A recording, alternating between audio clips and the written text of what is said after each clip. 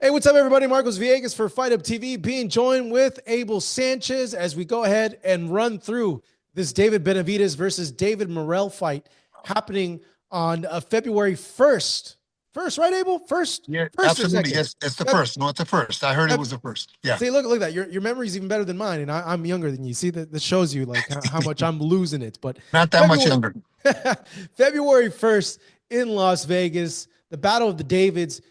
Abel, this is a really tough fight. I feel like me looking at it, like I'm surprised, but I'm not surprised David's taking it. I'm not surprised because I feel like David is the type of fighter that will take on all comers, and when he says he's ready for anyone, he really means it. I'm surprised more like on the business sense that they're taking on an opponent that is Which really David are you difficult. talking about? Which David David ben, are you? David Benavidez. Okay. Yeah, like I'm surprised because this is an opponent that doesn't have a big commercial name value. He's a southpaw. He's a tricky, technically really well-sound Cuban fighter with a vast amateur background. And when you look at a lot of things comparing the two fighters, like he has a great chance on paper of being a live dog in this fight and potentially beating David Benavidez. Just overall, before we get into the details of the fight, Abel, what do you think of the fight?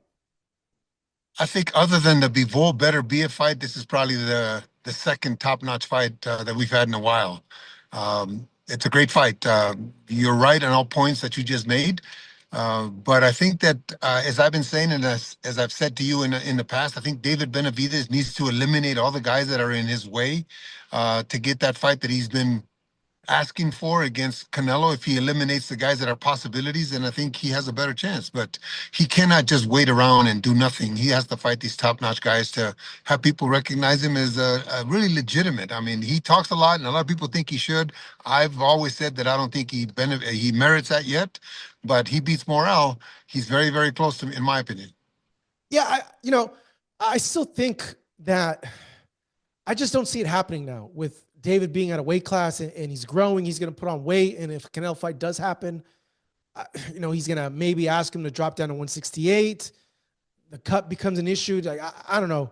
It's just me. Maybe I'm being a little cynical, but I just don't think the Canelo Benavidez fight happens in the future. The only way it's going to happen if David realizes who's driving the car. If he continues to say the things that he says, even after he beats Morrell, if he continues to talk like he talks, and my good friend Jose keeps talking the way they talk, Canelo has no responsibility to face him. Canelo has no reason to face him.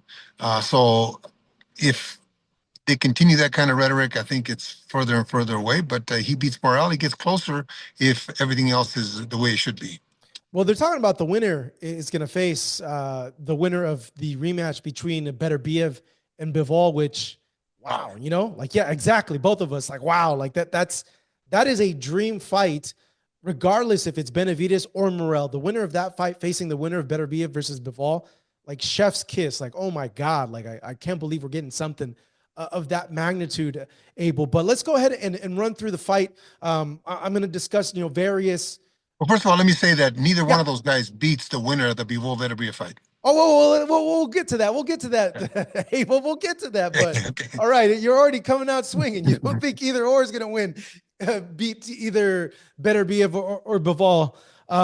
Hey, I don't know. A lot of people feel that Benavidez is the guy to beat both of those fighters, but we'll get into that, Abel. Let's save that a little towards the end. Let's go ahead and run down this fight on paper and see, who we give the edge to in these following categories of power, speed, defense, technique, footwork, chin, experience, ring IQ, ring control, and the X factor. Abel, first, in the category of power, who do you see as the fighter in this fight that has the advantage of power coming into this? I actually, these two guys are similar in their power. They're not destructive power. They're efficient punchers, but they're not really one punch knockout artists. So I would say they're pretty even in that respect. You think so? Yeah, I think so. Yes.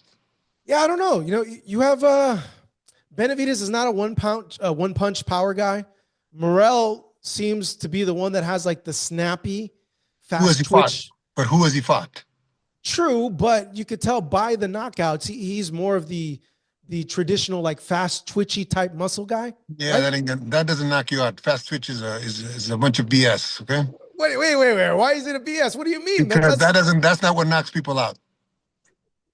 okay. That's not What is it that knocks you've seen people a out? lot of fast fighters with fast twitch muscles that couldn't break an egg. No, but they're no. When you have like fast twitch, you're Nah, explosive, like that no, one man. punch explosiveness. That's people that would need a job that keep talking like that. You're making reference to the strength trainers. Absolutely. Oh man, hey, a lot of people are going to fight you on this, Abel. That is the That's thing. okay. That's okay. You know what I say? Show me results. Yeah. Show me results. Mm, Show me how many guys have you made into punchers with these fast twitch and slow twitch and all that twitch stuff? Show me results. That's what I say. mm. Okay, so in that category, then you feel it's even. I don't know. Would It's you pretty be even. would you be against someone saying that they slightly favor Morrell in that category? No. It could be say 51-49. It could be. That's why I say either way. I think that both guys are efficient punchers, just not devastating where it makes a big difference in one punch in a fight. I think that they're. I don't know if this is going to be next questions, but I'll go ahead and finish this one.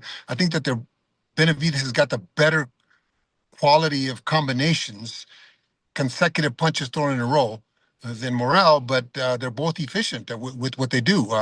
The advantage maybe to Morrell because he's a southpaw, maybe from a different stance. Benavidez will be a little bit different, but I think they're pretty even in my opinion. In the category of speed, I would say just on the surface, I would favor Benavidez just because of the rhythm, the pace of his flurry of punches. Like when he That's why. lets his hands go, it's like a video game in Right. motion. Pretty much, you see this guy rack up 3, 4, 5, 6, 7, 8, 9 punch combinations on his opponent. But do you agree with me, Abel? Would you give the Absolutely. speed advantage to David Absolutely. Benavidez? Absolutely. And that's why the advantage, if there was punching advantage, would be on Benavidez' side because it's not one punch that he hits you with. He throws five and hits you with seven. He's just a guy that has very good fluidity when he gets his combinations going. Okay, this next one, defense, Abel.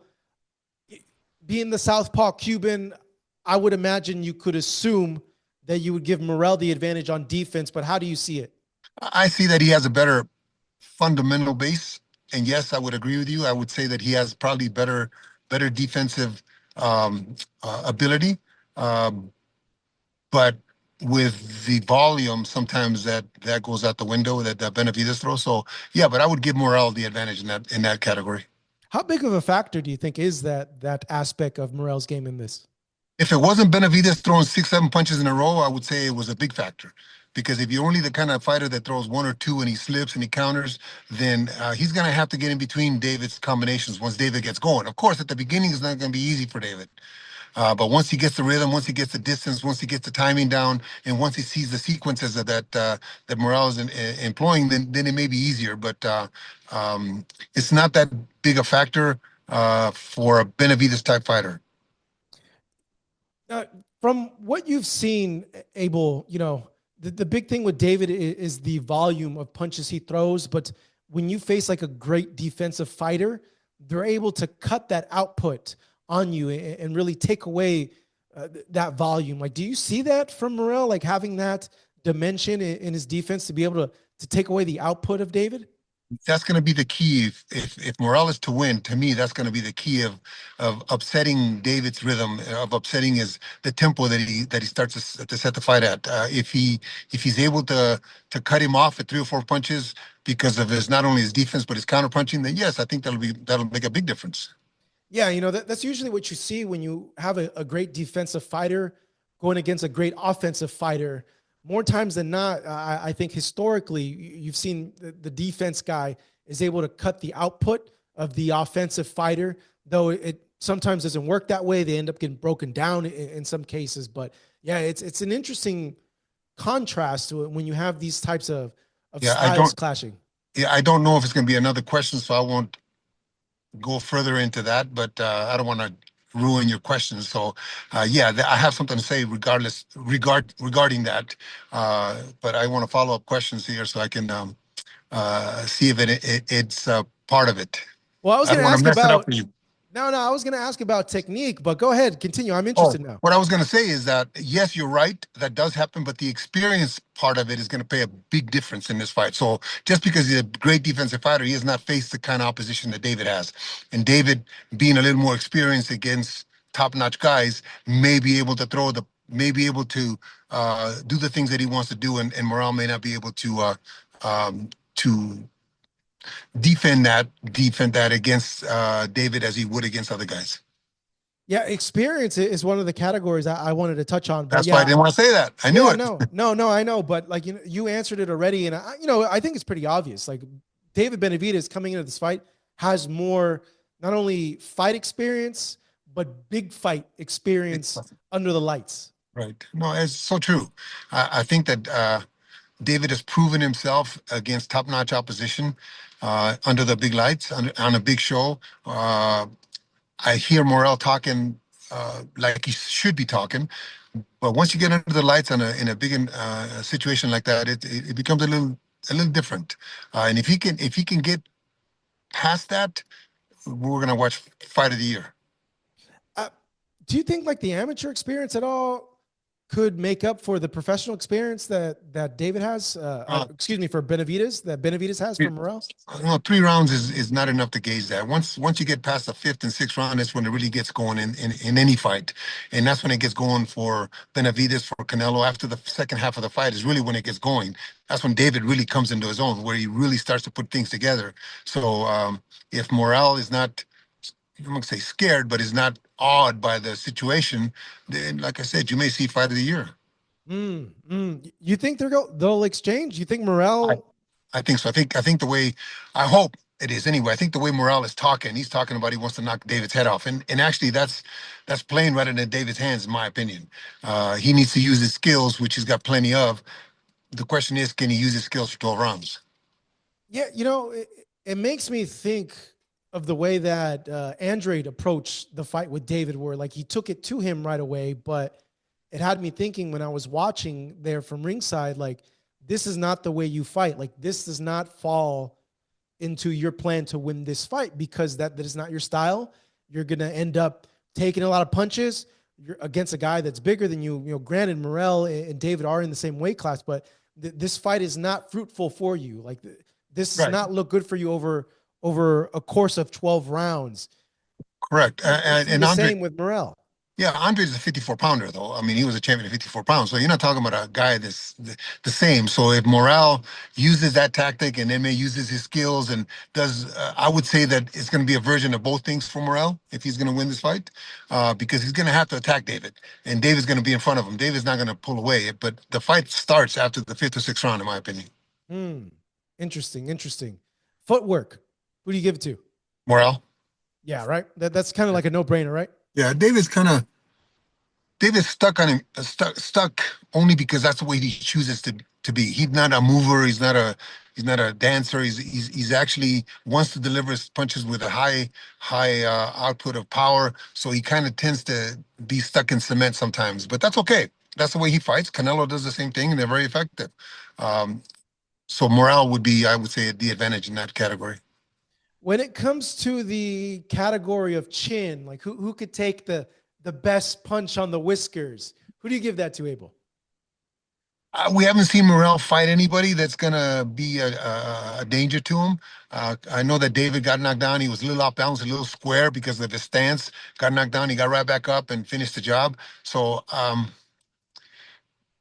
I would say until we see Morrell get hit by a real fighter or a real quality fighter on his level, it's hard to determine that. So I would have to give it to David. I mean, Mm. because I haven't seen Morrell get hit like that. What if the counter to that is like, hey, we've seen David get knocked down. We haven't seen Morrell get knocked down. It One should go time and for us. one time and look at his stance when he not got knocked down. He was square. He got caught with let me see, I'm gonna say a little counter punch. He got back up and finished the job. So if he got knocked down and he was hurt and stumbling, then I would say yes, I would give it to the other guy. But I haven't seen the other guy fight anybody that's gonna give him any kind of reason to be cautious or get hit or go down. Now, I feel this next one, Abel, could be a little nuanced thing. Ring IQ, like you would think maybe on paper, looking at Morrell's background, what he is as a fighter, him being a southpaw and coming from that Cuban school, you could maybe make an assumption that in terms of ring IQ, you'd give him the advantage. But like I said, this is nuanced ring IQ because a lot of pro experience comes into that development of ring IQ. How do you see that facet coming into this fight? Well, to be honest with you, a lot of people talk about the Cuban school. The Cuban school hasn't produced great professional fighters. They produced a lot of great amateur fighters, but really, other than Casamayor and maybe Gamboa, who have we gotten that's been really a Canelo, a Benavidez, a Bivol, a Better Biev, Larry Holmes, Lennox Lewis? Who have they produced? Nobody. So yes, they got great IQ as an amateur, as a three-round fighter, but when you get to the pros, the fight doesn't start until the middle of the fight. So yes, he's got great IQ, and I think that will equal it out to Benavidez' experience as a pro. Because yes, they're very smart. Yes, they're very calculating. Yes, they're very, very talented, but they're three-round fights. So I would say again at the beginning of this conversation, I said that it's an even fight, or I maybe I insinuated, maybe I thought about it, but it's an even fight to me. And that again, I see that as an even uh, what would I say? An even thing as far as experience wise, because I think one will equal itself out. Yeah, and the other part of ring IQ is the ability to adjust, right? But again, who have they produced? Who has a Cuban school produced that's been a great professional fighter? You know, they'll be able to adjust doesn't mean that you're gonna uh, control the situation, control the fight. They adjust, but do they win? Are they effective in imposing their will?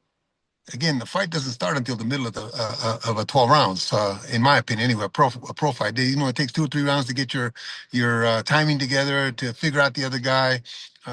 So, being a 3-round fighter, I don't think that really is that part of it is going to be that much more superior than David's experience against the bigger names and Okay. having to dig deep against the bigger names. This one might be an obvious choice towards one person or the other. I think it is just based on the style, but ring control, Abel. Is it safe to say Benavidez is the one that gets that nod in that category? Yes and no. Yes and no. If Morrell does, like I said a while ago, he's gonna have to do a little bit of both. He's gonna have to do a lot of skill work and a lot of being the one to dictate at times in there. I don't think that he can just use his skill and beat a David Benavidez. I think he's gonna have to be backing him up at times and making sure that David understands that he's there. So I think that Morrell could have a slight advantage in that point if he does, like I say, both things. If he uses not only the fundamentals that he comes with and the skill that he does have, but also the pressure that he must apply to David to make sure that David doesn't do what he wants to do. Because just like Canelo, after the fifth and sixth round, these David and Canelo seem to do whatever they want in a fight. Hmm.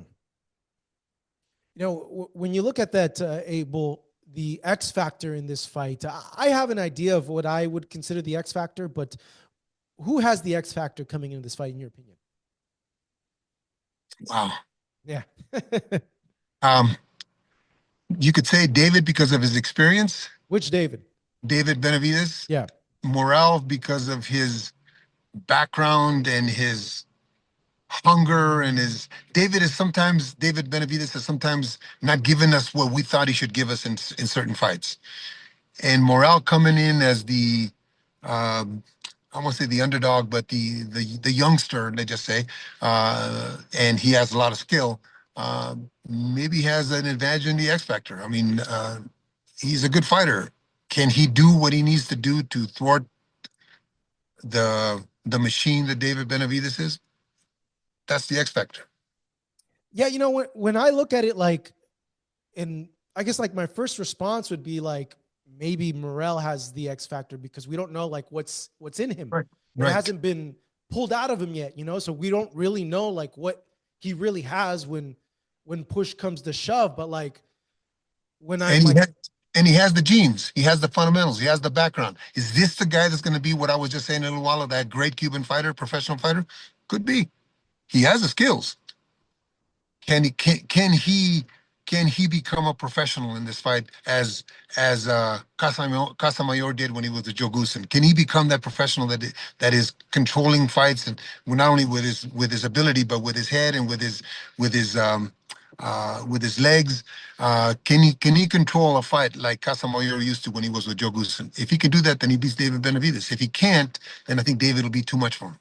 Yeah, but then I start thinking like, or maybe kind of backtracking on that thought, and I think like, okay, like just David, what he is as a fighter, like the combination of like the speed, the pressure, the relentlessness, and yeah, given all that, I'm like, isn't that the X factor? Isn't that like what puts Yeah, makes David?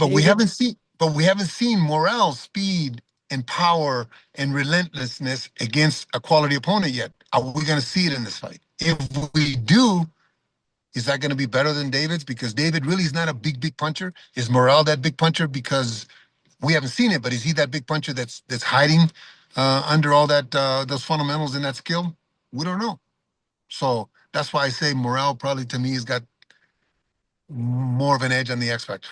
Yeah, interesting, man. We can go back and forth on that, but just overall, like, how do you see the fight, Abel? Like, describe to me how do you, I know you If said it's a 50 draw, 50, but if like, it's a how do you draw, see, hold on. How do you see it beginning? How do you see it heating up? And how do you see it ending? I see Morrell controlling the first 3 or 4 rounds. I see David controlling the second, third, and I see them banging it out together in the last third. I see it being a draw or a 1 or 2 point fight, a majority draw, a majority decision. Uh, they're two very talented guys, but they don't want to fight the winner of that other fight Why? because they don't, in my opinion. Those But two guys, why? You got those to two guys at explain why.